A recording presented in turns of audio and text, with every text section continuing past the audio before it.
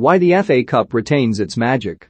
Football's fabled cup competition, the FA Cup, this weekend will once again have men, women and children right across these shores queuing for the next page-turning chapter in its 150-year history. For the dyed-in-the-wool football fan, it is like spinach to Popeye. Or oxygen to a deep-sea diver. Its noise and colors are unfathomable to many, yet it continues to conjure the biggest of days for the tiniest of clubs. And if, like many say, the magic of the FA Cup has vanished, its spark is waning, or that its pursuit is no longer a priority for the elite, then the beautiful game doesn't just need an A to Z, it has truly lost its way. And while the dust settles on festive celebrations, the start of the new year means one thing. The hotly anticipated Emirates FA Cup third-round weekend is upon us. Football is littered with dramatic moments from the oldest, most fabled and storied cup competition in world football. From Roberto Di Matteo's lightning-quick start in 1997 to the Michael Owen final and Roy Osando's Late Show, both in 2001, Ray Parlour's Screamer in 2002, and Steven Gerrard's comeback rocket in 2006, these footballing moments ensure thousands are swept along by the FA Cup's history and intrigue.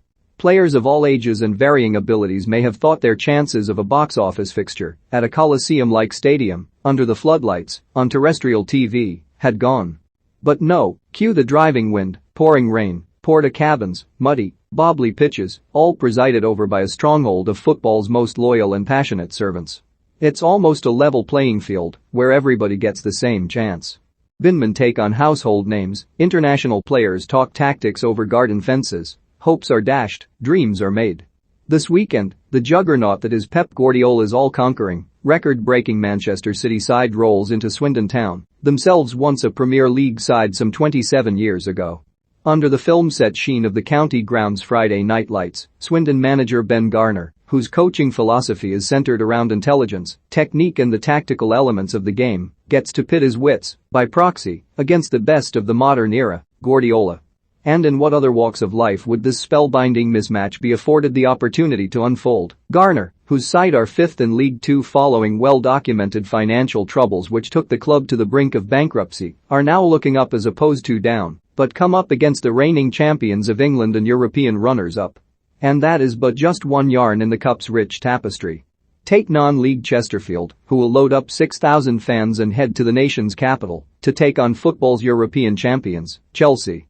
They do so with nothing to lose and everything to gain. The Chivici scoreboard should see to that.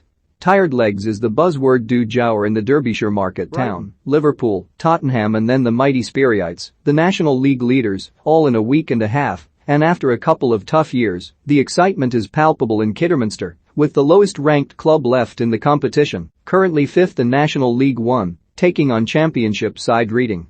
78 places currently separate the two sides, and it promises to be a fascinating tussle at a sold-out Agborough. Shrewsbury travel to Fortress Anfield to tackle a COVID-hit Liverpool squad, which is also minus box office African duo Mohamed Salah and Sadio Mane. A chance? A glimmer of hope? Steve Cotterill, who will take up his seat in the visiting dugout, underwent a life-or-death ordeal just last year because of the virus and is still battling its ongoing effects. And Stephen Robinson, in charge of Morecambe, currently 19th in League One, faces the daunting prospect of selecting a side to face Antonio Conte's Premier League heavyweights, Tottenham and his former employers. Just 12 months ago Jose Mourinho's Tottenham side changed under a glitter ball in the makeshift away changing rooms at Marine FC, with 161 places and 7 tiers separating the pair. The task? Virtually insurmountable. Yet their stoic performance in a 5-0 defeat was the subject of game-wide appreciation. A rare sporting encounter with two winners.